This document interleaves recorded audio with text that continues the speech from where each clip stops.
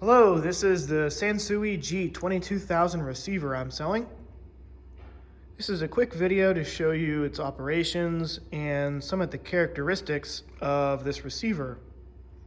This is obviously a two-piece receiver, which was very rare. And with that, there's a few interesting things we need to do whenever we run it. Let's start right off the bat with turning it on. So we'll make sure the volume's all the way down and turn the volume on the preamp. You will hear a couple clicks, and then we're going to turn on the amplifier. When we turn on the amplifier, the protector light will flash, and the soft start circuit will eventually take the receiver out of protection mode. So that soft start is a big resistor that slows down the inrush current into the transformers. And for that time, the protector circuit will flash. So that's normal. And then once it's had a moment, go ahead and select the speaker source. And we're gonna go with auxiliary. And we are ready to go.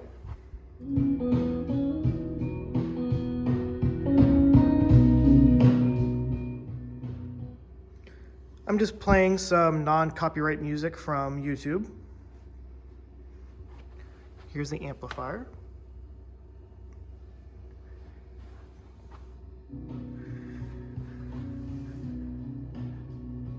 All right, as you can see, the faceplate is beautiful.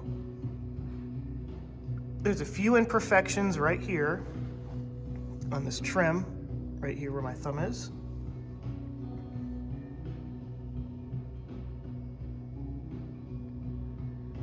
Aside from that, the faceplate is what I would consider to be like mint, maybe really close to mint, because there's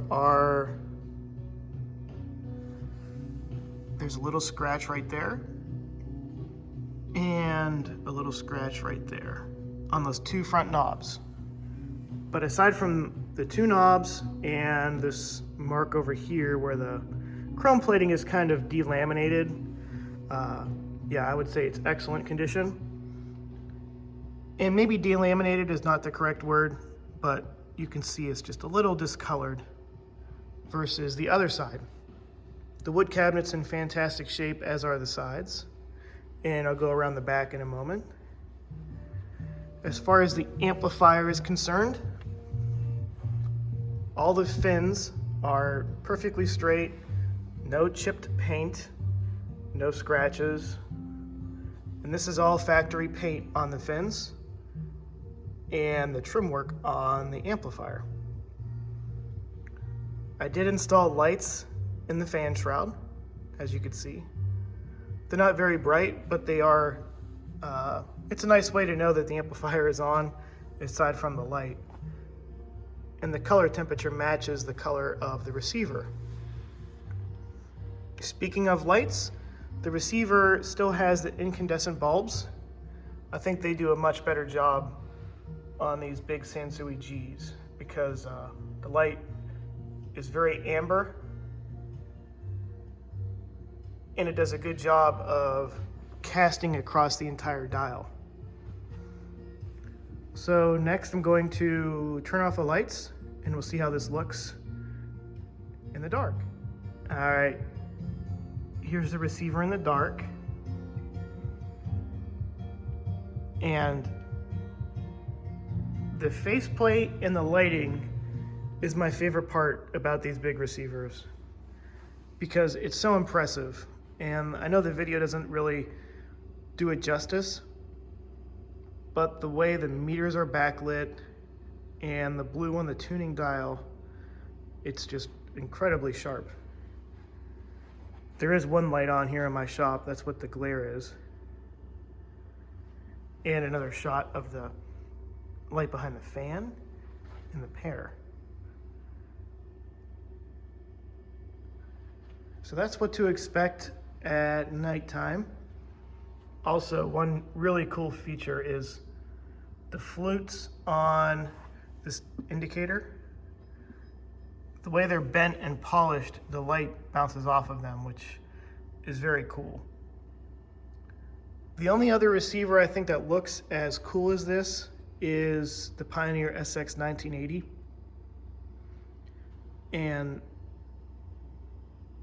maybe the big Marances, but that's just a matter of personal taste. Okay, all the controls work.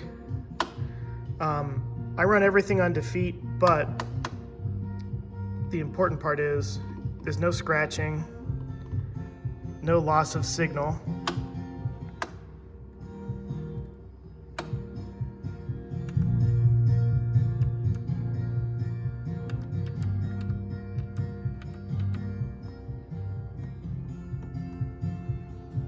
And here's your FM controls, which we'll do in a minute.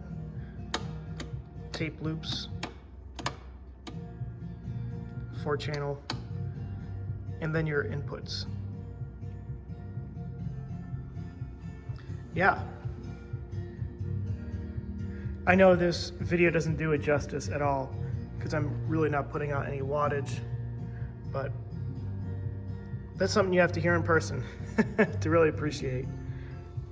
Okay, I'm gonna turn the lights back on and we'll go around the back of the receiver.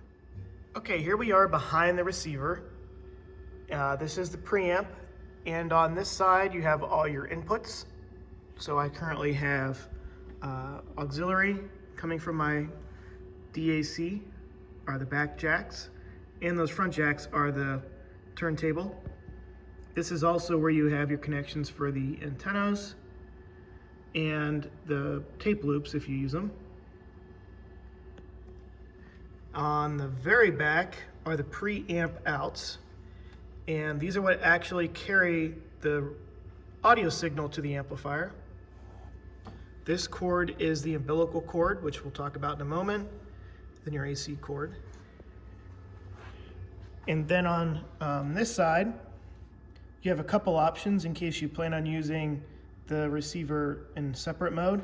However, 99.9% of the time, we leave that switch in the connected position. And then you have the jacks in case you did want to use it separately. Okay, now on the back of the amplifier,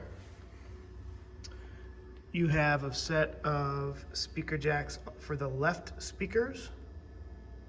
Notice that those jacks are new style banana connectors. And a set of jacks on the right side for the right speakers, speakers A and B. We have the switch I installed to run the fan manually. This is the connector for the umbilical cord. This is the outlet for the preamp. Then here's your signal from the preamp and then a ground lug. So because the preamp and amplifier have controls shared between them, this umbilical cord has DC volts on it to run the protection circuit and the speaker relays, among other things. For that reason, if you ground the preamp to the amplifier, you can create a ground loop with a turntable depending on where you connect the turntable. So depending on the installation and the cords and the cables, that's just something we experiment with to try to eliminate as much hum as possible. Right now, where I have it set up with no ground between the preamp and amplifier, and just a ground between the preamp and the turntable, I have no hum. But if we take this somewhere else and set it up differently with a different turntable and different cables, you might get hum, and if so, you just experiment with where you connect your grounds. Okay, and then condition-wise, on the back, there's a few small imperfections, very, what I consider to be superficial, however, they still exist. They are on the back, but you can see here there's a couple scratches below where the switch is.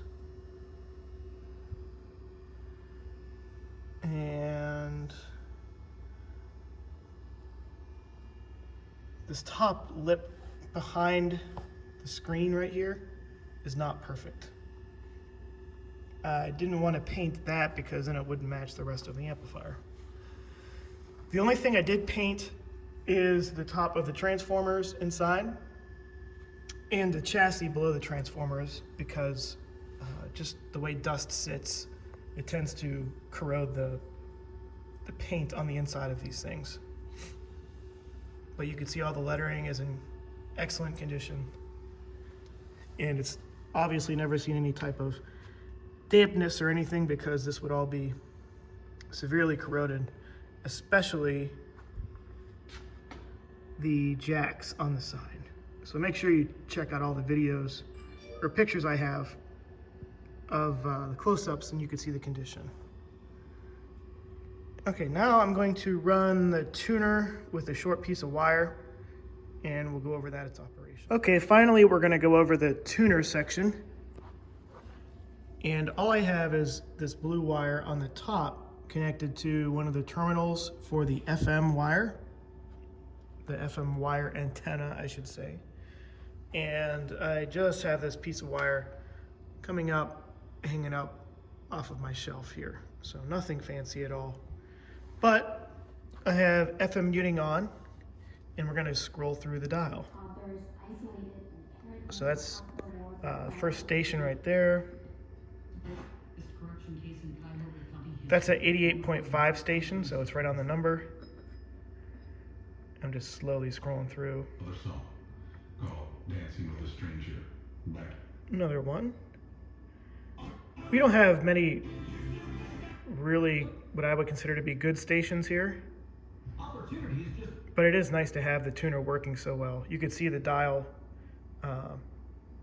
turns really smooth, and the meters are quick to react to.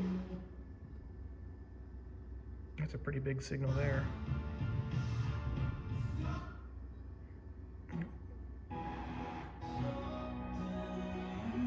Yeah, the FM muting is very good on this one too.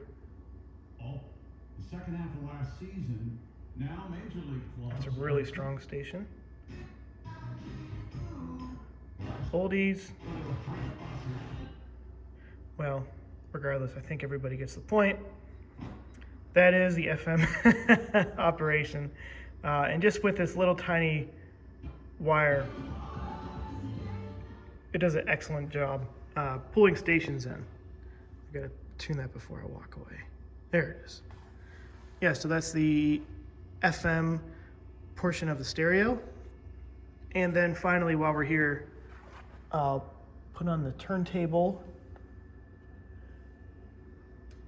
The turntable I'm running today is just a Sansui SR717 with an Orangeville blue moving magnet cartridge, which is a 47K cartridge. And that is one really cool feature of this, is you have two different turntable inputs, and you could select the impedance right from the front here. Now, 99% of the time, a moving magnet cartridge will be 47K ohms resistance or impedance. So we have it set on phono 1 at 47K. Turn the volume down. We'll go to phono.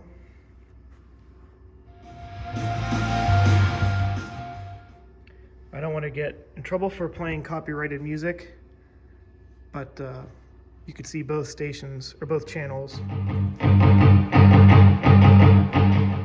Yeah, this thing will play so loud that it's almost comical. It will go into protection when you get above like 250 watts peaks. And that's probably any louder than somebody's going to listen to, even with really inefficient speakers.